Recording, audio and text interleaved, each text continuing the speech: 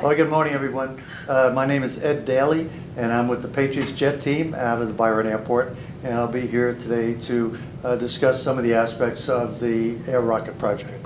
So what we're going to talk about today is some of the failures we've had on the launch pad in the past. This one is one of the typical ones where we have a blowout of the body right on the side. That generally occurs if they have not taped the entire seam of the body closed. Some of them will put short pieces of tape on, leave a little gap. If they leave a gap, the air is going to find a way to get out and it blows up. This is the engineering portion of the course. And so once they figure out what they've done wrong, then they can go back and build a better one. Almost every time, the second rocket will be better than the first one. And that's what we're going to be doing this year. Here's another rocket that has some very nice looking fins on it. However, you can see the fins are hollow. Well, these rockets leave the ground at about 90 to 100 miles an hour off the launch pad. Any air that can get down inside, they will spread the fins out and rip them off. We have a lot of those that happen on right after launch. One of the fins will come off, and the rocket will crater. Okay, anybody see what's wrong with this one?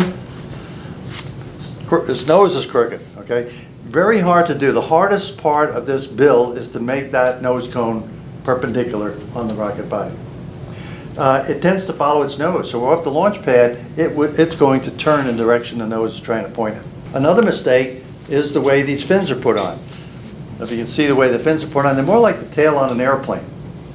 So we tell them to use either 3 or 4 fins. And here's the reason. 1 fin makes the rocket unstable. 2 fins, unstable. 3 fins is stable.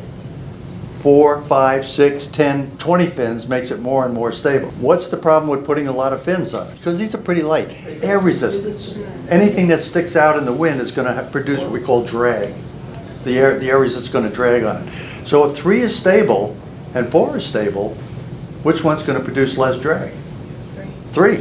The other thing is, if you leave them to their own devices, they'll put fins on that are huge. The smaller the better. In fact, the new template that I'll give you this year, the fins are about half the size as they were in previous years. And that's just to keep the failures down again. I want to get better performance out of each one. So the way they place them, if they're going to place 3 fins on, it should be 120 degrees apart. Not exactly, but pretty close. And that's not that hard to do by eye. So they will be building their rockets on this PVC tube, and this is the same diameter tube as the launch tube. When they wrap the body around this, it takes 3 people. We emphasize teamwork. Generally, one person has to hold the pipe, the other person is wrapping the body of the paper around it, and the third person is getting ready with the tape and putting the nose cone on the same way. That's generally a 3-person job.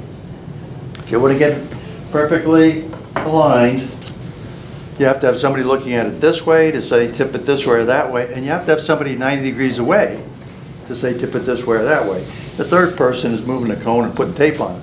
One thing that we try to reinforce to the kids time and time again is leave the tube in the rocket until it's completed. That means the nose cone's on, the fins are on, everything is done. Because it gives them a nice hard surface to press the tape down, and that'll prevent a lot of those explosions. They'll have their rockets on their tube, and they'll finish them up, and the next thing they want to do is go, or at the person right next to them. Big safety hazard there, and especially in the field. When I operate the launch site, I am very, very particular about the conduct at the launch site. I mean, I've been at launch sites for quite a few launches at Cape Canaveral, and if you mess around, you're banned from the launch site. Not for that launch, but for life. No matter what company you work for, even if you're working for NASA, you are banned from launch sites. We tell the kids, don't throw them, don't blow them off the tube, don't get under the rocket as it's coming down. If it's coming down towards you, cover up and keep your head down. Keep the tube inside the rocket body for the whole build. The other thing to be cautious about is new builders anyway that haven't done it before, make sure they don't tape anything to this pipe because we have to remove it at the end. So the first thing they're going to do is build a rocket body like this and make sure it's taped all the way at the end. The critical thing here is make sure it slides easily. It should actually almost slip off like that. If it's snug on there, it's going to stick on the launcher. A few days after these things are built, they absorb moisture, the paper expands, and we get out there with the launcher and it'll stick on the launch rod. So a little loose is better than snug. We don't do the pressure cap anymore. What we do is we tell them to push the tube up about a ½ inch or so beyond the tube, and then just crimp it over. We tell them like a tube of Mentos or something like that. And then put a couple of pieces of tape over the top to seal it.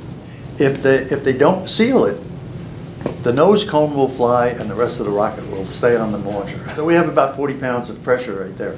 The nose cone has a lot more area inside. It's got about 4 times as much area. So we got 120 to 160 pounds of pressure on the nose cone.